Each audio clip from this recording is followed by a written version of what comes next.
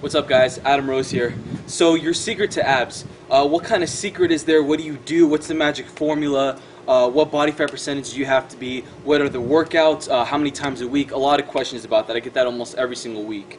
So, since we're talking about abs, right?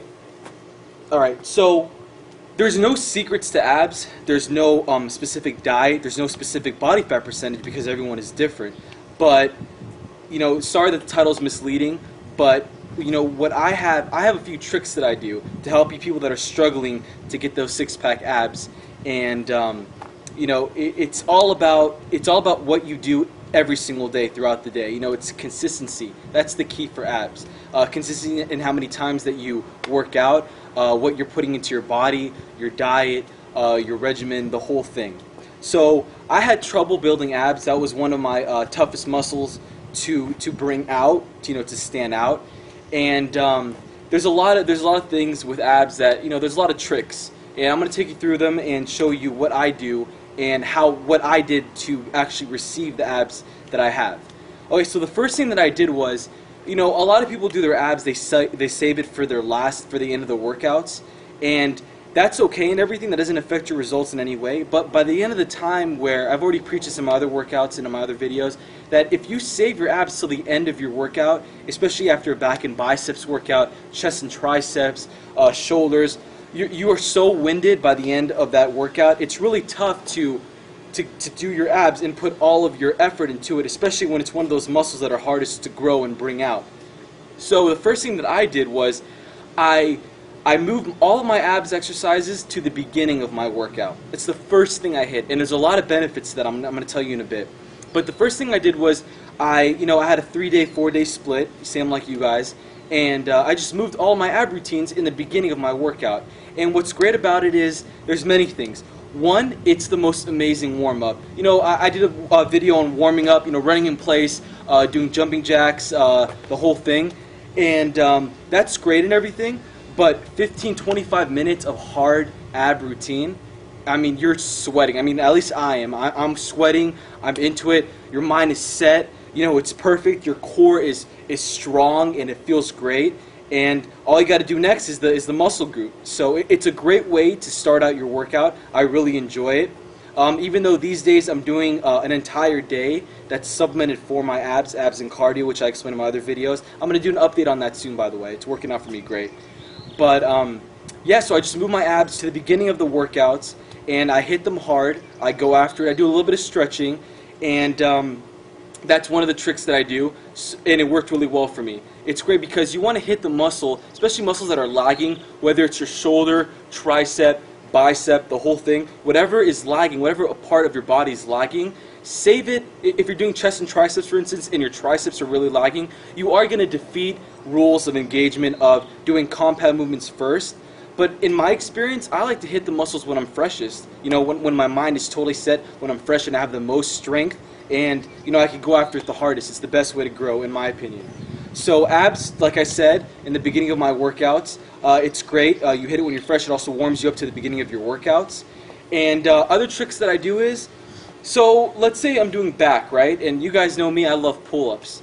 So when I'm doing pull-ups, I'm engaging my core. A core is another thing. Screw abs, right? Abs will come as you perform and as you do your regular routines and as you get your core strong in itself, right?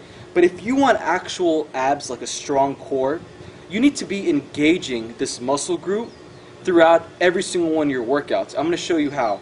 Basically, like I was saying with back, when I'm doing pull-ups, my core, let's say I'm doing wide grip, if you bring your core, your hips forward just a little bit and you tighten out your center of gravity, this entire region is engaged. Right now it's not engaged, but when you're hanging in mid-air and you bring your legs out just a little bit forward, your entire core is gonna be engaged. And that's what's really gonna supplement your extra ab routines and your cardio and your eating and everything, and it just makes it that much better, and it gives it that much more burn while you're training other muscle groups. Another thing is, when I'm working chest, right, I bring my feet up on the bench. Let's say you're doing bench press. I bring my feet all the way up so it's hanging in midair, and you're engaging your core while you're working on your chest. So that's another way you could do it. Another way you could implement it with chest is medicine ball. Same thing for triceps. You're laying down on a medicine ball, your core and your stabilization muscles are engaged, and you're hitting your triceps, right? So it's just many different ways you could implement it. Same thing with biceps. There's a few exercises as well. So it's still hitting your abs, still getting a little warm up, little work for your ab region as you hit other muscle groups.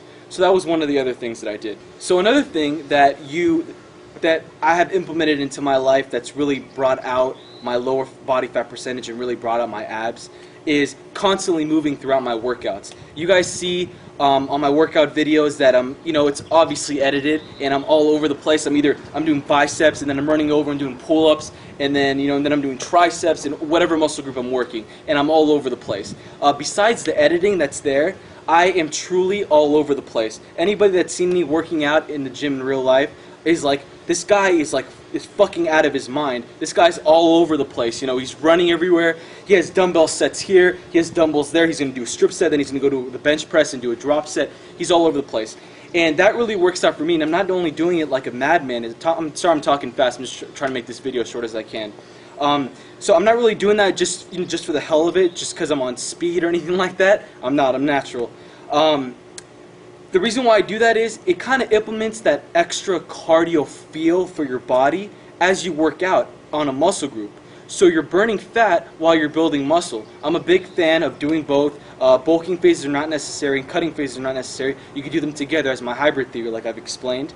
And that's what's really worked for me. I'm all over the place in my workouts. I go from, I rest between 30 to 45 minutes at the most. Basically, I'm not even resting. When people tell me how long do I rest between my workouts, between my exercises, I tell them, to be honest with you, let's say I'm doing bench press and dumbbell curls or whatever. I'm doing my curls, and then while I'm putting the weights on the barbell, that's my rest time. I'm constantly active. I'm constantly moving, even when I'm resting. I mean, I never sit down, stare at the ground, and gather myself. Sometimes I do when I'm dead. But other than that, other than those special occasions, I'm all over the place. And that's what really works for me. It gives you that extra cardiovascular boost and lowers your body fat percentage. Body fat percentage is important, but I want to hit on a topic that everybody sees it as a cheat leeway to get abs. They say to themselves, okay, you know what, I don't have to work on my abs, right? Abs is a muscle that's already there. That's already underneath everybody's body, that all you have to do is have a low body fat percentage and it's going to come out by itself. Total bullshit. Total bullshit. I've had about 4 friends, 3 to 4 friends, including myself. We were all very, very, very skinny, 5%, 6% sweating out here, 6% body fat, and our stomachs were flat. And it never came out. Our abs never came out until we started working on it, fixing our nutrition, and it's a bundle. And abs, your ab muscles, it's a bundle package. Just like every other muscle, your nutrition, your cardio, your workouts, your routine, your rest, everything goes into bringing out muscles. And abs, at the end of the day, is a muscle. All right? You can't really grow it, but you could bring it out. It's a muscle, so you have to work on it. So a lot of people say, okay, well, if I have a lower fat body percentage, it's going to just be there. That's not true at all. You have to work on it. It's just like I said, it's a supplement. You have to work on everything together. Cardio is a big part of it as well. Up until recently, I never did cardio, and because I wanted to, get bulk and stuff like that. But up until when I did some light cardio with my ab routine, just to lower that body fat percentage, burn the fat, and that's when I really started seeing the best results. And as lower as body fat percentage as I went down, there is a science to it. The lower I went down, the more the obliques came out and everything like that as well. So it's like, if I was like at a 9% body fat, I'd kind of see my abs coming out, and then the lower I go down, 8, 7, 6, and then it all starts coming out, right? So it's body fat percentage is a factor, but it's not the whole deal. And I want you guys to stop thinking that. I mean, it's true. You have to do the whole thing. This is a sport. This is competitive, and within your own body, and it's commitment. So you have to work on everything together.